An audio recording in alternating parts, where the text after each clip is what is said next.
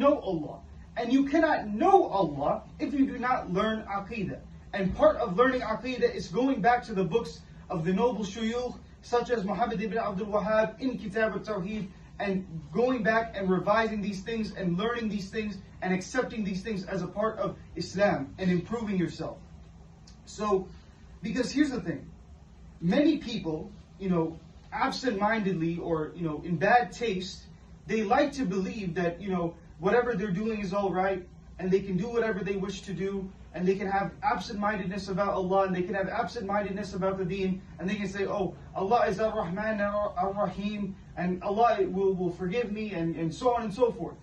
True, Allah is Ar-Rahman Ar-Rahim. I'm not going to divest those wondrous names from Allah like a Jahmi, no.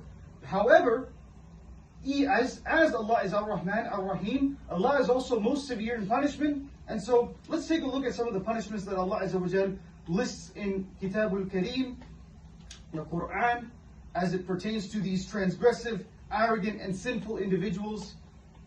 Firstly, let's look at the hadith of Nu'man ibn Bashir, who stated that the Messenger of Allah sallallahu alaihi wasallam said, "Verily, the least of the suffering for the inhabitants of the fire would be that he would have 2 shoes and laces of fire on his feet, and these would boil his brain as what boils in a cooking vessel. And he would not think that he would see a more grievous torment than him, whereas he would be in the least of the torment." And so let's also look at what Allah describes in Surah Dukhan as a description of the food and drink of the people of the fire. "For verily we have the fruit of zakum and boiling water as drink." And the great Mufassir Imam al-Sa'di, he writes that this food and this drink will not quench our thirst and it will not fulfill our hunger. Rather, this food and drink will cause a person's innards to be torn asunder and his heart to be detached from his body as a form of punishment. This is the pathetic state of the people who wish to do shirk billahi azza wa jal. This is the pathetic state of the individuals who are arrogant with Allah. This is the pathetic state of people that want to follow their whims and desires and want to disrespect Allah and make a game out of Allah and His religion.